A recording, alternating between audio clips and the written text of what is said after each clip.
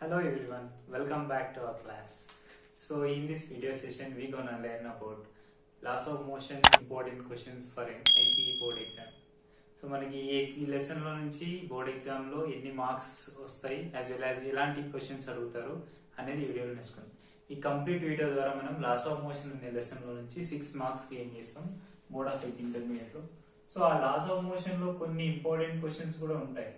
ఆ important questions ఈరోజు short cut లో ఎలా రాయాలి, ఎలా రాస్తే మనకు మార్క్స్ ఫుల్ ఫెడ్జ్ గా పడతాయి బోర్డ్ ఆఫ్ ఇంటర్మీడియట్ లో అనేది ఈరోజు చూద్దాం. So laws of motion lesson లో ఆల్రెడీ వెయిటేజ్ డిస్కస్ చేసాం. 6 మార్క్స్ వెయిటేజ్ ఉంటుందని చెప్పా. సో ఈ 6 మార్క్స్ లో 4 మార్క్స్ క్వశ్చన్ ఒకటి వస్తుంది అండ్ 2 మార్క్స్ క్వశ్చన్ ఒకటి వస్తుంది. అంటే ఒక 4 మార్క్స్ క్వశ్చన్, ఇంకోటి very short answer question 2 marks అడుగుతారు. సో ఈ లెసన్ లో నుంచి మనకి ఓవరాల్ గా మోస్ట్లీ రీసెంట్ గా అడుగుతున్న క్వశ్చన్స్ ఏంటి, ఆ ఇంపార్టెంట్ క్వశ్చన్స్ ఎలా ఉన్నాయి అనేది ఈ రోజు చూద్దాం. So thank you so much for watching all my videos. అందరూ చాలా ఎంకరేజ్ చేస్తున్నారు, సబ్స్క్రైబ్ కూడా చేసుకుంటున్నారు. సో ఫస్ట్ టైం ఎవరైనా చూస్తున్న వాళ్ళైతే డెఫినెట్ గా సబ్స్క్రైబ్ చేసుకోండి. ఇంకా మీకు ఏమైనా డౌట్స్ ఉన్నాయంటే డెఫినెట్ గా అడగండి. I will clarify and upload the videos what content you need. Okay, so today the topic is laws of motion, all important questions. So all important questions, all you can say that is all repeated questions also. So which questions can be expected from this video or this lesson? So 4 marks questions first discuss చేద్దాం, ఆ తర్వాత 2 marks చూద్దాం. 4 marks questions అనేటివి ఇందులో నుంచి మనకి mostly ఒక 6 to 7 questions ఉంటాయి. ఆ 6 to 7 క్వశ్చన్స్ డిస్కస్ చేస్తే మనకు కంప్లీట్ గా ఎవ్రీ పేపర్ తీసుకున్నా సరే, ఇప్పుడు డిస్కస్ చేసే క్వశ్చన్స్ ఏ పేపర్ మీరు చూసినా ఆ పేపర్ లో నుంచి కంపల్సరీగా మనకు ఒక క్వశ్చన్ అనేది రిపీట్ అవుతూనే ఉంటుంది. కొత్త ఏం అడగరు. సో బోర్డ్ ఆఫ్ ఇంటర్మీడియట్ అంటేనే కొంచెం రిపీటెడ్ క్వశ్చన్స్ ఉంటాయి. ఆ క్వశ్చన్స్ ఈ రోజు మనం డిస్కస్ చేద్దాం. సో ఫస్ట్ క్వశ్చన్ ఏంటంటే మెథడ్స్ ఆఫ్ రిడ్యూసింగ్, మామూలుగా ఫ్రిక్షన్ డిక్రీజ్ చేయడం కోసం అడిగే question. What are the methods of reducing frictions అంటారు.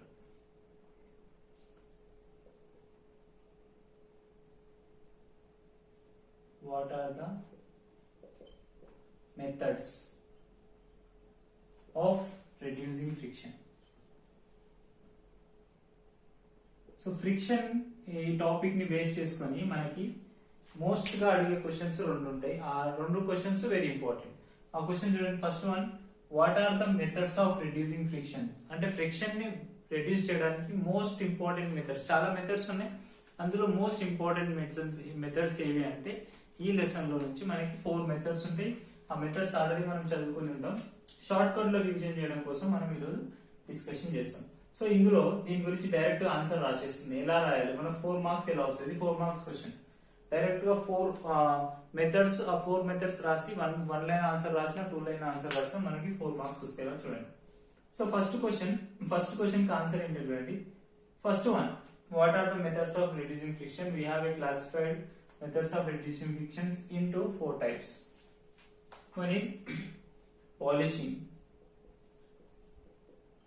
Polishing అంటే మనకు తెలుసు, మనం ఏదైనా ఒక సర్ఫేస్ ని పాలిష్ చేయడం వల్ల వాటి మధ్య కాంటాక్ట్ మధ్య సర్ఫేస్ ఫోర్స్, ఫ్రిక్షనల్ ఫోర్స్ ని తగ్గించేదాన్ని పాలిషింగ్ అంటాం. మనం క్యారమ్స్ ఆడేటప్పుడు ఆ క్యారమ్ బోర్డు కి మరియు స్ట్రైకర్ కి మధ్య ఫ్రిక్షన్ ఎక్కువగా ఉంటే మనం కొట్టినంత స్పీడ్ లో స్ట్రైక్ అవ్వదు. సో అలా స్ట్రైక్ అవ్వద్దు అంటే ఏం చేస్తాం, మనం ఒక పౌడర్ తీసుకొని మంచిగా రఫ్ చేస్తాం. సో దాని పౌడర్ వేసి దాని మధ్యలో ఫ్రిక్షన్ ఏం చేస్తాం, రెడ్యూస్ చేస్తాం. అదొక ఎగ్జాంపుల్ అనుకోవచ్చు. అలా చాలా ఎగ్జాంపుల్స్ మన ఫ్లోర్స్, మార్బుల్స్, ఇవన్నీ గ్రానైట్స్, ఇవన్నీ మన ఫ్లోర్లలో వాడడానికి because of reducing friction. Machines లో వాడుతుంటారు. సో మనకు ఆ మెషిన్స్ లో వాడడం వల్ల ఫ్రిక్షన్ తగ్గితే ఫాస్ట్ గా వెళ్ళొచ్చు, ఫాస్ట్ గా ఇంజన్ వర్క్ చేస్తారు, తక్కువ లాస్ ఆఫ్ ఎనర్జీతోనని చెప్తాం. సో ఇక్కడ మనకి సింపుల్ అర్థం కోసం carrom board this is nothing but the polishing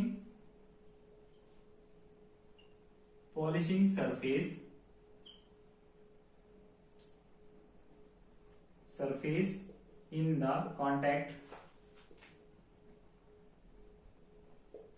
to decrease the friction or reduce and good reduce the friction between them. ఒక సర్ఫేస్ మధ్యలో వర్క్ చేస్తున్న ఫ్రిక్షన్ రెడ్యూస్ చేయడాన్ని పాలిషింగ్ అంటాం. సో నెక్స్ట్ వన్ చూడండి, ఈ ఒక్క లైన్ రాస్తే సరిపోతుంది మనకి. ఇక్కడ ఎక్కువ ఎక్స్టెండెడ్ ఆన్సర్ రాయాల్సిన అవసరం లేదు, జస్ట్ హెడ్డింగ్స్ రాస్తూ మనం చేస్తే అయిపోతుంది. Next one, lubricants.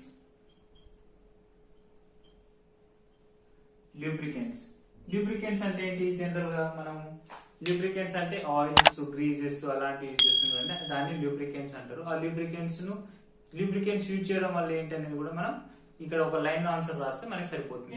Is like గ్రీజెస్, oils అవన్నీ తీసుకోవచ్చు మనం. అంటే వీటిని యూజ్ చేయడం వల్ల మనం ఏం చేస్తామంటే సర్ఫేస్ మధ్యలో ఆ ఫ్రిక్షన్ రెడ్యూస్ చేయడం కోసం యూజ్ చేసే మెథడ్ అన్నట్టు. మనం మెషిన్స్ లో కానీ లేకపోతే సైకిల్ తొక్కుతున్నప్పుడు చైన్ లో కానీ మనం అక్కడిక్కడ ఆయిల్స్ వాడతాం. సో ఆ గ్రీజ్ చేయడం వల్ల ఏమైతే ఫాస్ట్ గా సైకిల్ మనం తక్కువ ఫోర్స్ తోని ఎక్కువ ఫాస్ట్ గా తొక్కగలం. సో అట్లాగే మిషన్స్ లో కానీ ఎక్కడైనా తీసుకున్నప్పుడు ఈ ఆయిల్స్ యూజ్ చేయడం వల్ల, థిన్ లేయర్ ఉన్న ఆయిల్స్ యూజ్ చేయడం వల్ల బిట్వీన్ టూ సర్ఫేసెస్ మధ్య friction will act very less, then easily we can apply more motion by less force. So lubricants is like oils, greases are thin layers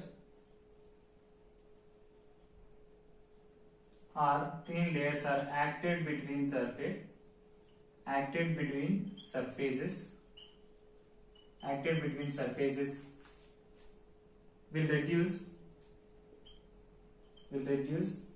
the friction. ఇక్కడ ఏ friction తక్కువైంది అంటే the rolling friction is రాయాల్సిన condition అంటే rolling friction is less than sliding friction. ఇక్కడ sliding friction తో పోలిస్తే rolling friction అనేది చాలా తక్కువగా ఉంటుంది కాబట్టి ఫాస్ట్ గా రోల్ అవుతూ ఉంటుంది స్లైడింగ్ ఫ్రిక్షన్. ఇది ఒక కండిషన్ రాస్తే ఇది ఒక లూబ్రికెంట్స్ అయిపోతుంది. Next one, third one, ball bearings. Ball bearings అంటే మనకు ఒక ఐడియా రావచ్చు ఏంటి, మనకు లైక్ చిన్నగా చెర్రల్లా కనపడతాయి, చిన్న స్టోన్స్ ఉన్నాయి మన సైకిల్లో కానీ లేకపోతే షాక్ అబ్జర్వర్స్ లో కానీ అక్కడిక్కడ బాల్ బేరింగ్స్ యూజ్ చేయడం వల్ల ఆ సర్ఫేస్ మధ్య ఫ్రిక్షన్ తగ్గి ఫాస్ట్ గా మూవ్ అవడానికి ఉంటది అన్నట్టు. ఆ బాల్ బేరింగ్స్ అనేది మనం చూసింటాం already. Is nothing but ball bearings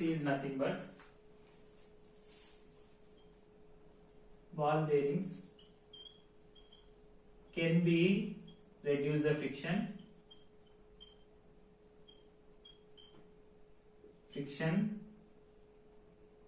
or simply we can say that rolling friction is greater than or less than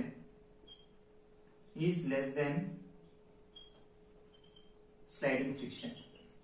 అంటే దీని ద్వారా కూడా మనం ఫ్రిక్షన్ అనేది రెడ్యూస్ చేయొచ్చు. అది ఎలా అంటే మనం చెప్పిన ఎగ్జాంపుల్ ఉంది కదా, మనం చిన్నగా చెర్రాలు అలాంటివి యూజ్ చేస్తాం.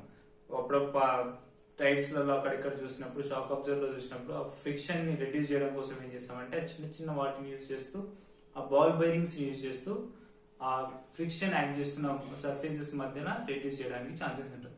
So next one, streamline thing అని లాస్ట్ వన్ ఉంటుంది, అదొకటి చూద్దాం. అదొకటి నేర్చుకుంటే 4 మార్క్స్ క్వశ్చన్. Next D, streamline motion. Streamline motion అంటే మనకి ఎంత తెలుసు, streamline is one of the method to reduce the friction. మనం ఎప్పుడైనా ఎయిర్ క్రాఫ్ట్స్ కానీ ఆటోమొబైల్స్ కానీ ఇవన్నీ చూసినప్పుడు aircrafts and automobiles so వీటి యొక్క షేప్స్ చూసినప్పుడు ఎలా ఉంటాయంటే shapes are curved shape because to reduce friction. ఎందుకు మనం ఎప్పుడైనా సరే ఆటో గానీ లేకపోతే లారీ గానీ ఏరోప్లేన్, సింపుల్ ఎగ్జాంపుల్ తీసుకుంటే ఒక ఏరోప్లేన్ తీసుకున్నాం. సో ఏరోప్లేన్ ఎప్పుడైనా ఈ కర్వ్డ్ షేప్ లో ఉంటుంది సర్ఫేస్ దగ్గర. ఈ కర్వ్డ్ షేప్ లోనే ఎందుకు ఉంటుంది చెప్పండి? రెక్టాంగులర్ షేప్ లో కానీ ఇట్లా రెక్టాంగులర్ షేప్ లో ఉండొచ్చు కదా. ఎందుకు ఉండదు అని అంటే బికాస్ ఒకవేళ అలా ఉంటే ఏమైతుంది, ఎయిర్ రెసిస్టెన్స్ అనేది డైరెక్ట్ గా ఇన్సిడెంట్ అవుతూ ఎక్కువ ప్రెషర్ ని ఇంప్లిమెంట్ చేస్తుంది వాటి మధ్య. కాబట్టి అప్పుడు ఏం చేస్తాం, ఆ ఎయిర్ రెసిస్టెన్స్ డిక్రీజ్ చేయడం కోసం మనం ఏం వాడతాం అంటే ఇట్లాంటి కర్వ్డ్ షేప్ వాడతాం. సో ఇలా కర్వ్డ్ షేప్ వాడినప్పుడు ఏమైతుంది, ఇమీడియట్ గా ఎయిర్ అనేది ఇన్సిడెంట్ అయితే ఈజీగా డైవర్ట్ అయిపోతుంది. అదే ఇలాంటి రెక్టాంగులర్ షీట్ మీద పడ్డది అనుకోండి, కంపల్సరీ ఇక్కడ మనకు అపోజ్ చేస్తుంది. రెసిస్టెన్స్ అంటే అపోజింగ్ ఫోర్స్ అనేది ఇంక్రీజ్ అవుతుంది. సో అపోజింగ్ ఫోర్స్ ఇంక్రీజ్ అయితే అబ్వియస్లీ మనకు ఆ మోషన్ అనేది డిక్రీజ్ అవుతుంది, ఎక్కువ ఫ్యూయల్ ఖర్చు చేయాల్సి వస్తుంది. ఆ ఎక్కువ ఫ్యూయల్ ఖర్చు చేయడం వల్ల మనకి ఎనర్జీ లాస్ అవుతాం, అట్లా మనకి ఎకనామికల్ లాస్ అవుతాం. కాబట్టి మనం కర్వ్డ్ షేప్ లో యూజ్ చేస్తాం స్పీడ్ రెడ్యూస్ చేయడం, ఇంక్రీజ్ చేయడం కోసం.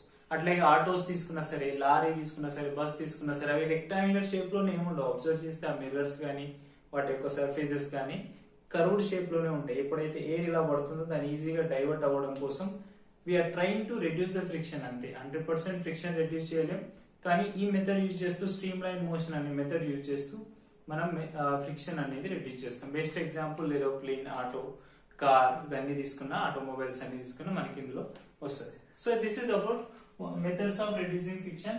నెక్స్ట్ ఈ ఫ్రిక్షన్ బేస్ చేసుకొని 4 మార్క్స్ క్వశ్చన్ ఎప్పుడు అడుగుతున్న క్వశ్చన్ ఏంటంటే, మోస్ట్ ఇంపార్టెంట్ క్వశ్చన్స్ మాత్రమే మనం ఈ వీడియోలో డిస్కస్ చేస్తాం. అందులో నెక్స్ట్ వన్,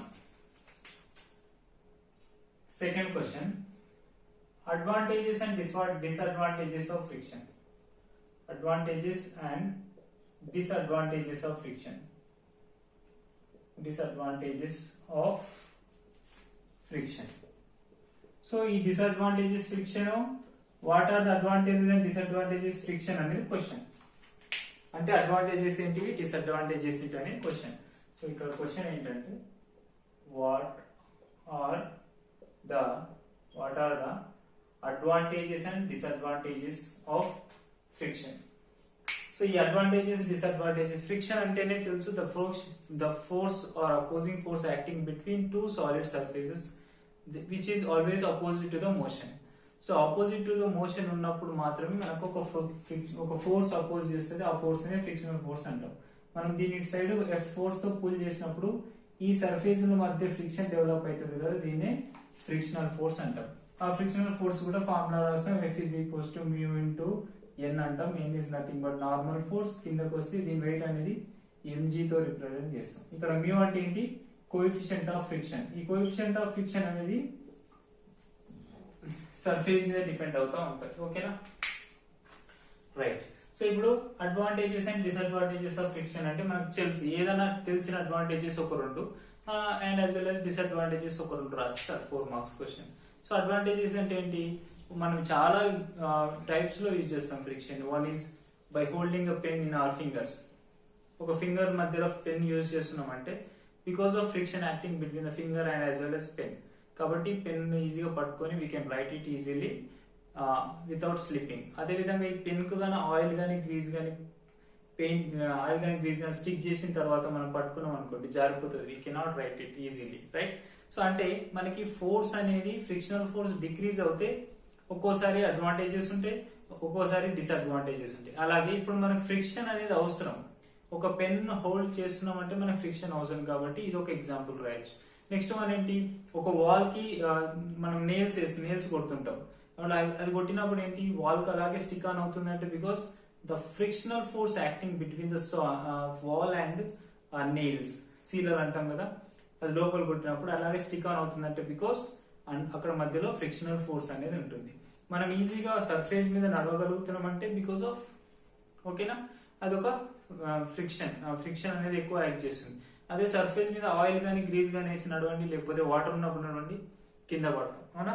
సో అంటే మనకి అక్కడ ఏమవుతుంది, సర్ఫేస్ మీద మన కాలుకి, మన ఫుట్ కి యాజ్ వెల్ యాజ్ సర్ఫేస్ మధ్య ఫ్రిక్షన్ లెస్ అయిపోతే మనకు కొన్ని ప్రాబ్లమ్స్ అనేవి వస్తాయి. కాబట్టి ఒక అడ్వాంటేజ్ రాద్దాం. First one, advantages. ఆన్సర్ ఏంటంటే advantages of the friction. First one రాస్తున్నా.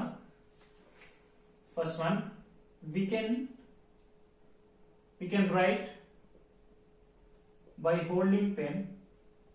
ఏదైనా రాసుకోవచ్చు, మీకు నచ్చిన ఎగ్జాంపుల్స్ రాసుకోవచ్చు. Between fingers,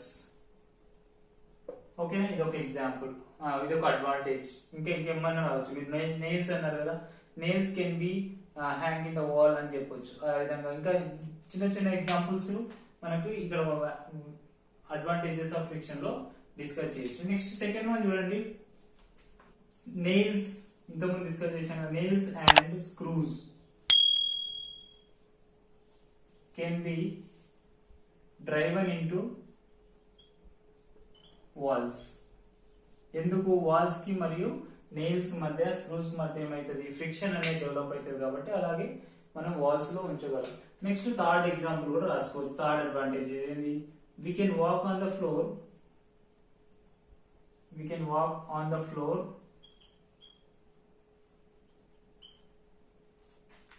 easily without slipping. This is one kind of example. ఒకవేళ ఫ్లోర్ గాన స్మూత్ గా ఉన్నదనుకో, పాలిష్ చేసి ఉన్నదనుకో, ఆయిల్ వేసి ఉన్నదనుకో, అప్పుడు కింద పడతాం. సో అలాంటిది ఒక సిచ్యువేషన్ ఇది. నెక్స్ట్ వన్ డిసడ్వాంటేజెస్ అనేది చూద్దాం. ఇప్పుడు డిసడ్వాంటేజెస్ కూడా మనకి చాలా ఇంపార్టెంట్. ఇప్పుడు ఇవి 2-3 రాసాం కదా సరిపోతుంది. నెక్స్ట్ డిసడ్వాంటేజెస్ ఒక 2 రాస్తే సరిపోతుంది. ఇక్కడ నుంచి మనకు 4 మార్క్స్ వస్తాయి. జస్ట్ మోస్ట్లీ క్వశ్చన్ అడుగుతున్నాడు ఇది, లేకపోతే మెథడ్స్ ఆఫ్ రిడ్యూసింగ్ ఫ్రిక్షన్. ఇంకా వెరీ ఫ్యూ క్వశ్చన్స్ ఉన్నాయి. ఆ ఫ్యూ క్వశ్చన్స్ అంటే ఏంటో చూద్దాం. సో ఇక్కడ మనకు ఒక డిసడ్వాంటేజెస్ ఏంటంటే, ఏంటంటే మెషిన్స్ లో యూజ్ చేస్తున్నప్పుడు బాగా ఎక్కువ ఎనర్జీ ఖర్చు అవ్వడం. అంటే మనకు పవర్స్ ఎక్కువ యూజ్ అవుతాయి. అంటే ఆ మెషిన్స్ మధ్యలో, లేకపోతే ఆ చైన్స్ మధ్యలో, ఆ ఇన్ఫ్రాస్ట్రక్చర్ మధ్యలో ఎక్కువ ఫ్రిక్షన్ డెవలప్ అవ్వడం వల్ల ఏమవుతుంది, మనం ఎక్కువ పవర్ ఇవ్వాల్సి ఉంటుంది. అంటే ఎక్కువ ఎనర్జీ ఇవ్వాల్సి ఉంటుంది. సో ఎక్కువ ఎనర్జీ ఇస్తున్నాం అంటే ఏంది, మనం ఫ్యూయల్ కానీ పవర్ కరెంట్ కానీ లాస్ అవుతాం. అదేవిధంగా ఆ ఫ్లోర్స్ మధ్యలో ఒకవేళ ఫ్రిక్షన్ తక్కువ చేసామనుకోండి, అప్పుడు ఆటోమేటిక్ గా మనకు నో ప్రాబ్లం. కానీ ఆ చైన్స్ మధ్యలో, వాటి మధ్యలో ఎక్కువ ఫ్రిక్షన్ డెవలప్ అవ్వడం వల్ల మనకి ఎనర్జీ లాస్ అవుతాం. అంటే అదొక డిసడ్వాంటేజెస్ అన్నట్టు. సో ఆ డిసడ్వాంటేజెస్ గురించి కూడా మనం చూద్దాం. Loss of power in machines. Machines లో మనకు మెషిన్స్ లో బాగా చూస్తుంటాం. సో ఆ మెషిన్స్ లో మనకి పవర్ అనేది లాస్ అవుతుంది due to increasing friction between surfaces. ఓకేనా? This is one kind of friction. Next one చూడండి, వేర్ అండ్ టియర్ మిషన్ అని ఒకటి ఉంటుంది. అది కూడా మనకు మెషిన్స్ లోనే పాసిబుల్ అవుతుంది. ఆ వేర్ అండ్ టియర్ మిషన్ ద్వారా కూడా మనం పవర్ అనేది లాస్ అవుతా ఉంటాం. సో నెక్స్ట్ డిసడ్వాంటేజ్ ఏంటంటే, due to friction wear and tear machine అనేది ఒకటి ఉంటుంది. అది వేర్ అండ్ టియర్ మిషన్. అది ఎలా ఉంటుంది అనేది మీరు నెట్ లో కొట్టినా వస్తుంది. వేర్ అండ్ టియర్ మిషన్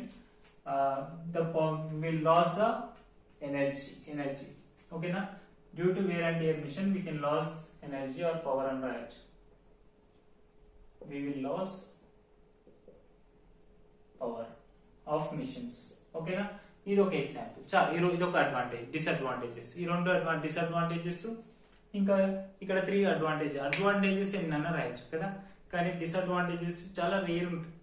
ఎందుకంటే ఆల్మోస్ట్ మనం ఏమేమి యూజ్ చేస్తూ వాటి యొక్క ఫ్రిక్షన్ రెడ్యూస్ చేస్తాం కాబట్టి అక్కడ ప్రాబ్లం లేదు. సో అడ్వాంటేజెస్ డిసడ్వాంటేజెస్ గురించి ఇది మనకు 4 మార్క్స్ క్వశ్చన్. క్లియరా? ఓకేనా?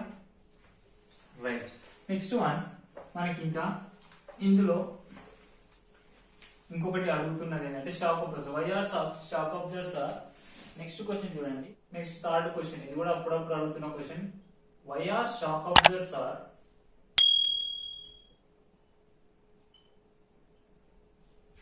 Used in automobiles or something, motorcycles or vehicles.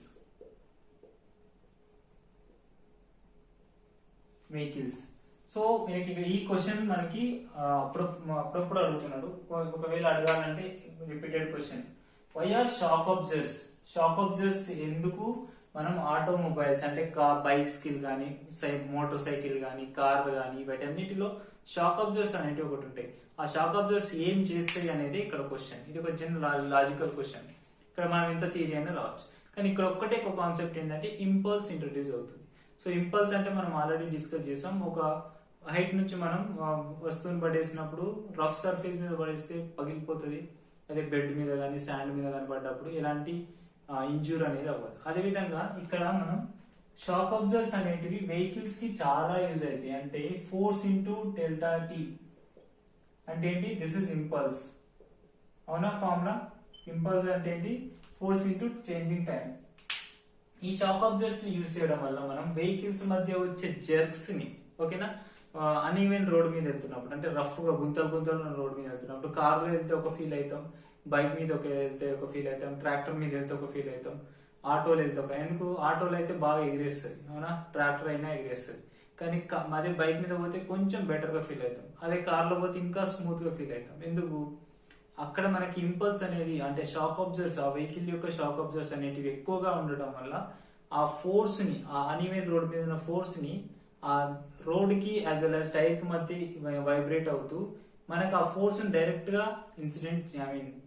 Impact చేయవు. కాబట్టి మనం స్మూత్ గా డ్రైవింగ్ చేస్తాం. ఎందుకు డ్రైవింగ్ చేస్తామంటే the impulse force will be introduce at that time. Okay, so ఇక్కడ ఆన్సర్ ఏం రాయొచ్చు అంటే when we are travelling, okay, note చేసుకుంటా అంటే నోట్ చేసుకోండి, జస్ట్ థియరీ పార్ట్, ఒక 1 లైన్ ఉంటుంది. When we are travelling on uneven road, when we are traveling on uneven road, the jerks will be possible. Okay, the jerks will be possible. So by using shock absorbers, we can reduce the jerks. That is F dot delta t is equal to impulse, nothing but, ఇప్పుడు ఇక్కడ మనం ఏం రాసుకోవచ్చు, delta T time is equals to impulse, అంటే మనకు అక్కడ surface నుంచి వస్తున్న ఫోర్స్ ను రెడ్యూస్ చేయాలి, ఇలా రాసుకోవచ్చు. ఓకేనా, ఈ ఫోర్స్ యూజ్ చేయడం వల్ల మనం ఫ్రిక్షన్, ఇంపల్స్ ఫోర్స్ యూజ్ చేయడం వల్ల మనకి కంప్లీట్ గా ఆ జెర్క్స్ అనేటివి రెడ్యూస్ చేస్తూ మనం స్మూత్ డ్రైవ్ చేస్తాం. అంటే అందుకే shock absorbers are using the automobiles అని చెప్పొచ్చు. ఓకేనా, ఇక్కడ వరకు నోట్ చేసుకున్నారా? సో నెక్స్ట్ లైన్ లో రాసుకోండి. That is why we are using shock absorbers in automobile or vehicles to reduce the jerks even in uneven roads, so we can easily drive without disturbance of driving. Clear? Right. అదొక 2-3 points రాసి ఇక్కడ main important రాయాల్సిందండి, due to impulse అనేది మనకు చాలా important. Due to impulse force, last point asked, due to impulse force we can easily reduce jerks in a driving.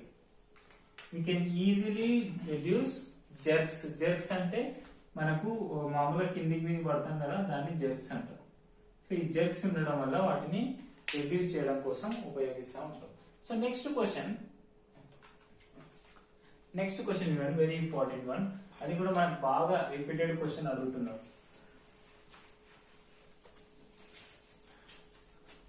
Fourth one కదా, why pulling land roller is easier than to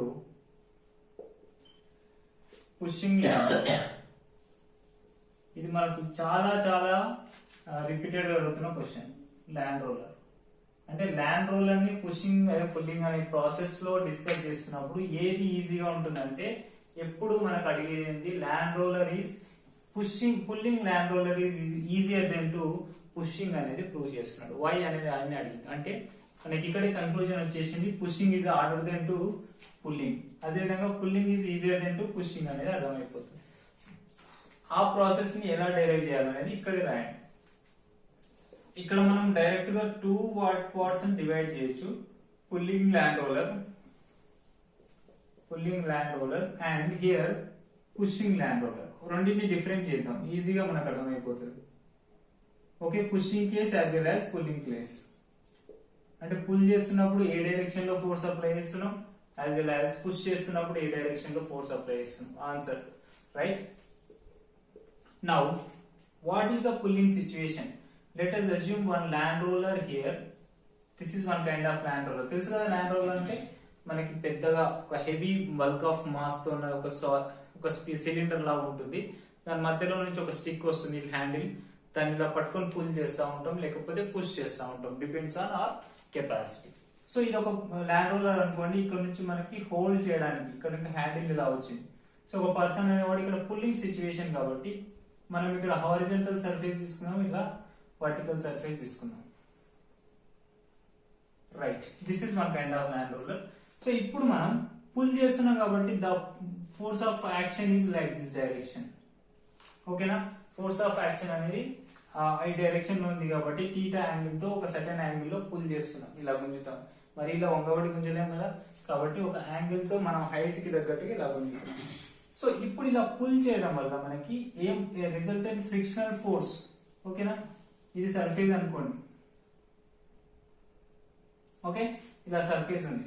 so ఇప్పుడు ఈ surface మీద మనం pull చేస్తున్నాం కాబట్టి ఈ pull చేయడం వల్ల మనకి ఎంత ఫ్రిక్షనల్ ఫోర్స్ డెవలప్ అవుతుంది అనేది చెప్తే మనకు అర్థమైపోతుంది. అంటే దీనికి ఆపోజిట్ డైరెక్షన్ లో మనకి ఏమవుతుంది, ఒక ఫ్రిక్షనల్ ఫోర్స్ వస్తుంది కదా. ఓకేనా, ఫ్రిక్షనల్ ఫోర్స్ వస్తుంది. సో ఈ రోలింగ్ ఫ్రిక్షన్ ఎంత ఉంది అనేది చూడాలి.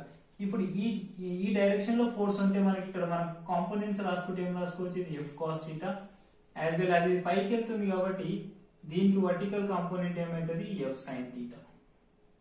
అవునా. నెక్స్ట్ వన్, ఇక్కడ మనకు నార్మల్ ఫోర్స్ కూడా వస్తుంది. మనకు తెలుసు, ఫ్రీ బాడీ డయాగ్రామ్ వీడియో కూడా చూసాం, ఆ వీడియో కూడా మనకు తెలుసు ఫ్రీ బాడీ డయాగ్రామ్ ఎలా తీసుకున్నాం.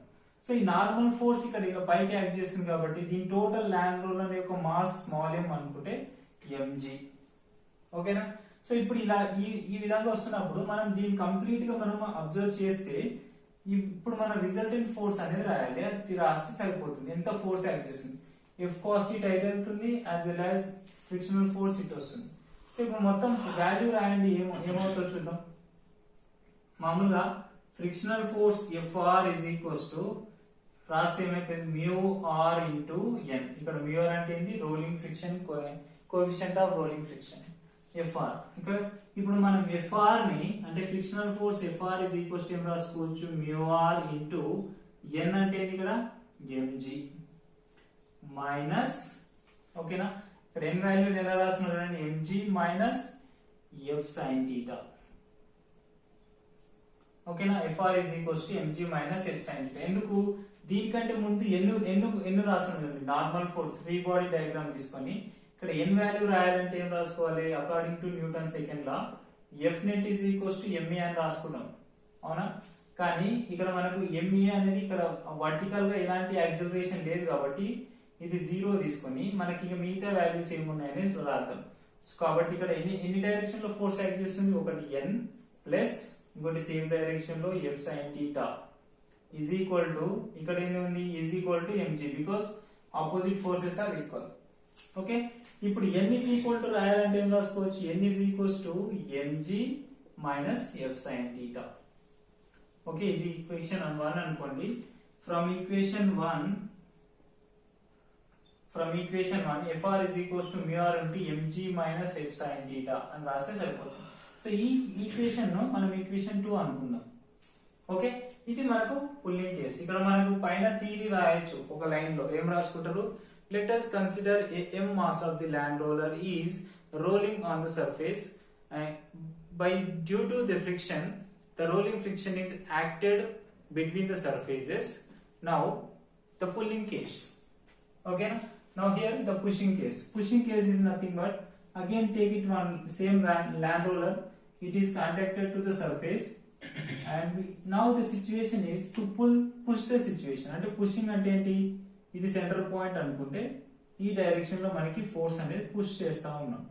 ఒకవేళ దీని ఆరిజిన్ యాక్సిస్ తీసుకుంటే if it is take theta, ఓకేనా, this is we know normal force and downward direction ఎంత, total weight of the mass mg. Okay, m is the mass of the land roller. So ఇలా force act చేస్తున్నప్పుడు మనకు resultant force direction ఇలా ఉంది. అవునా, ఈ resultant force direction ఇలా ఉంటుంది కాబట్టి మనకి ఇది కూడా థీటానే అవుతుంది. అంటే ఏంటి, ఇక్కడ కాంపోనెంట్స్ రాస్తే ఏంటి, horizontal component F cos theta, కానీ సైన్ థీటా కిందికి వస్తుంది. చూడండి ఇక్కడ ఏమవుతుంది, ఎఫ్ సైన్ థీటా. కానీ ఇక్కడ ఏమైంది, పైకి వెళ్తుంది. ఎందుకు, we are pulling out, here pushing in. Okay. So this situation what is the normal force m is equals to ఏం రాయొచ్చు, రెండు ఈ డైరెక్షన్ లోనే ఉన్నాయి కాబట్టి mg plus f sin theta. ఓకేనా. నో ఇది ఈక్వేషన్ 2 or 3 అనుకుందాం, ఎందుకు ఇక్కడ 2 అనుకున్నాం కాబట్టి 3, equation 3. Now what is the frictional rolling friction force, ఇక్కడ ఫ్రిక్షనల్ ఫోర్స్ డెవలప్ అవుతుంది Fr. So Fr is equals to formula according to friction formula μr into n. μr అంటే ఏంటి, coefficient of rolling friction. So ఇప్పుడు Fr is equals to μr into n రాసాం కాబట్టి already we know the value of n from equation 3. ఏంటి n, mg plus f sin theta. క్లియరా. So ఇక్కడ నుంచి రెండు ఈక్వేషన్స్ ని కంపేర్ చేయండి, ఈక్వేషన్ 2 and 4 రెండు ఈక్వేషన్స్ కంపేర్ చేస్తే we can conclude that ఇక్కడ మైనస్ వస్తుంది. మనం ఫ్రిక్షనల్ ఫోర్స్, ఇది ఫ్రిక్షనల్ ఫోర్స్ అంటే ఏంటి, it is resistance force. So ఈ రెసిస్టెన్స్ ఫోర్స్ అపోజింగ్ ఫోర్స్ అనేది తగ్గుతుంది కాబట్టి మనకు పుల్లింగ్ అనేది ఈజీ అవుతుంది, అప్లై ఫోర్స్. ఓకేనా, మైనస్ అవుతుంది. ఓకే, ఇక్కడికి వచ్చేసరికి ఏమైతుంది, ఇంకొక ఫోర్స్ యాడ్ అవుతుంది. సో యాడ్ అవుతుంది కాబట్టి ఇది మనకు కొంచెం హార్డ్ అవుతుంది, pushing is harder. Okay, next ఇక్కడ పుల్లింగ్ ఎందుకు, మైనస్ అవుతుంది కాబట్టి the sum of force will be subtracted from the acting force or pulling situation. then easily we can find out the pulling is easier than to pushing. ఓకేనా. ఇప్పుడు మనం answer చేస్తాం from ఏం రాయాలంటే from equation 2 and 4 pulling is easier. this is answer. ఓకేనా. ఇక్కడ మనకి theory రాయాల్సిన అవసరం ఏం లేదు, ఈ ఈక్వేషన్స్ అనేటివి డయాగ్రామ్ అనేది చాలా ఇంపార్టెంట్. ఇలా రాసినా గానీ మనకు 4 మార్క్స్ అనేవి కంపల్సరీ, ఇలా డివైడ్ చేస్తూ మీ ఆన్సర్ పేపర్ లో ఇలా రాసినా గానీ 4 మార్క్స్ అనేవి గ్రాంటెడ్ గా మనకి వస్తాయి. సో నెక్స్ట్ వన్, మనకి నెక్స్ట్ క్వశ్చన్ ఏదో చూద్దాం. So this is about pulling and pushing case. ఇక ఈ లెసన్ లో నుంచి మనకి ప్రాబబ్లీ అడిగే టాపిక్ ఏంటంటే ఫ్రిక్షన్. లాస్ ఆఫ్ మోషన్ లో ప్రాబబ్లీ అడిగే టాపిక్ అంటే ఫ్రిక్షన్ టాపిక్. ఈ ఫ్రిక్షన్ టాపిక్ మనకు చాలా important topic. So next question చూద్దాం, 5th క్వశ్చన్. ఇది ఇంకా మనకు 4 క్వశ్చన్స్ ఇప్పటిదాకా డిస్కస్ చేసిన 4 questions mostly important and probably repeated questions. So 5th question కూడా మనకు అప్పుడప్పుడు అడుగుతున్నాడు, దాని గురించి కూడా డిస్కస్ చేద్దాం. Define Newton second law, Newton's second law and derive second law of motion. లేకపోతే డైరెక్ట్ క్వశ్చన్ కూడా అడగవచ్చు, define and derive the second law of Newton second law of motion అని కూడా అడగవచ్చు. అంటే F is equal to ma అనేది prove చేయాలి. లేకపోతే డైరెక్ట్ అడుగుతాడు, derive the second law of motion F is equals to ma అని ప్రూవ్ చేయమంటాడు. డిఫైన్ చేసి అంటే ఇప్పుడు మనకు న్యూటన్ సెకండ్ లా డెరైవ్ చేయాలంటే దానికంటే ముందు ఫస్ట్ మనం ఏం రాయాలి, డెఫినేషన్ రాయాలి. అంటే definition for the second law, definition. ఓకేనా. డెఫినేషన్ ఏంటంటే when the rate of change of దీన్ని ఎక్స్ప్లెయిన్ చేస్తాను already. the rate of change of linear momentum, already linear momentum గురించి మనం వీడియో చేసాం. the rate of change of linear momentum is directly proportional to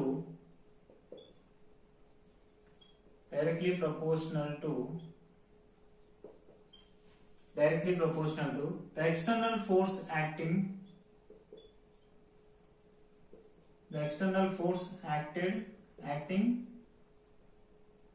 on the system. అంటే Newton second లా ఏం చెప్తున్నాడు అంటే the rate of change of linear momentum అనేది ఎలా చెప్పినా okay, the applied force is directly proportional to the rate of change of linear momentum అని చెప్పినా ఏం కాదు, ఇలా చెప్పినా ఏం కాదు. అంటే ద అప్లైడ్ ఫోర్స్ ఈజ్ ఇక్కడ రాస్తున్నదండి డెఫినేషన్ బేస్ చేసుకుని, ద ఎక్స్టర్నల్ ఫోర్స్ లేకపోతే applied force is F external force is directly proportional to the rate of change of linear momentum అంటే ఎలా రాస్తాం, dp by dt. ఇక్కడ p అంటే ఏంటి, లీనియర్ మొమెంటం. అవునా, లీనియర్ మొమెంటం డెఫినేషన్ ఏంటి, P is equals to M into V. Okay, ఇప్పుడు దాన్ని బేస్ చేసుకొని మనం దీన్ని ప్రూవ్ చేయాలి. F is equals to MA అనేది ప్రూవ్ చేయాలి. అంటే చూడండి, F is equals to proportionality తీసేస్తే మనం కాన్స్టెంట్ రాసుకుంటాం. ఇక్కడ K అంటే ఏంటంటే ప్రపోర్షనాలిటీ కాన్స్టెంట్. Proportionality constant. ఓకేనా? నౌ dp by dt అంటే ఏంది? d by dt of p అలాగే రాద్దాం. మనకు ఆల్రెడీ తెలుసు p అంటే ఏంది? లీనియర్ మొమెంటం కాబట్టి మాస్ ఇంటూ వెలాసిటీ. సబ్స్టిట్యూట్ చేయండి. F is equals to k into d by dt of mass into velocity. So ఇక్కడ మనం ఏం తీసుకుంటామంటే ఎట్ కాన్స్టెంట్ మాస్. ఓకేనా? ఎట్ కాన్స్టెంట్ మాస్ తీసుకుంటున్నాం కాబట్టి ఆ కాన్స్టెంట్ మాస్ కి ఫోర్స్ వాల్యూ అనేది ఎలా ఉంటుంది? ఇది ఎందుకు? ఓన్లీ ఇది అన్ని సిచ్యువేషన్ లో ఇంప్లిమెంట్ కాదు, ఓన్లీ కొన్ని సిచ్యువేషన్స్ లో మాత్రమే ఇంప్లిమెంట్ అవుతుంది. ఎప్పుడు F is equals to M అని MA అని ప్రూవ్ చేయాలంటే at constant mass F is equals to K into, ఇక్కడ మాస్ కాన్స్టెంట్ అనుకుంటున్నాం కాబట్టి బయటకు రాసుకుంటే M into dV by dt. క్లియరా? therefore F is equals to K into M into dV by dt. the rate of change of velocity అంటే ఏంటి? Acceleration. Already acceleration కి మనం ఎన్నో డెఫినేషన్స్ రాసాం, dV by dt. So this is F is equals to K into MA. if K is equal to 1 అనుకుంటే అప్పుడు F is equals to ఏమైపోతుంది? M into, ఎందుకు? K అనేది ప్రపోర్షనాలిటీ కాన్స్టెంట్ అనుకుంటున్నాం కాబట్టి మనం K is equal to 1 అని prove చేయొచ్చు, because that is a proportionality constant. ఇక్కడ F is equals to MA. So hence Newton second law is derived. So ఇది మనకు ఇంకా రిపీటెడ్ గా అప్పుడప్పుడు అడుగుతున్న క్వశ్చన్. ఇంకా దీన్ని బేస్ చేసుకొని దీని తర్వాత మనకు అడిగే క్వశ్చన్స్ ఏంటనేది ఒక క్వశ్చన్ ఉంటుంది. Derive the linear momentum as well as prove the vector quantity and unit vectors అవన్నీ ఆ క్వశ్చన్ అనేది ఒకటి ఉంటుంది. అదొకటే, అది చదువుకున్న పెద్ద ప్రాబ్లం లేదు. నెక్స్ట్ ఈ 5 క్వశ్చన్స్ బాగా రిపీట్ చేస్తే డెఫినెట్ గా మనం ఇందులో నుంచి ఒక క్వశ్చన్ అనేది ఎక్స్పెక్ట్ చేయొచ్చు. ఎందుకు? Expected questions, most probable questions మాత్రమే మనం డిస్కస్ చేస్తాం. ఐపీ కోసం మనం అంత టైం వేస్ట్ చేయాల్సిన అవసరం లేదు.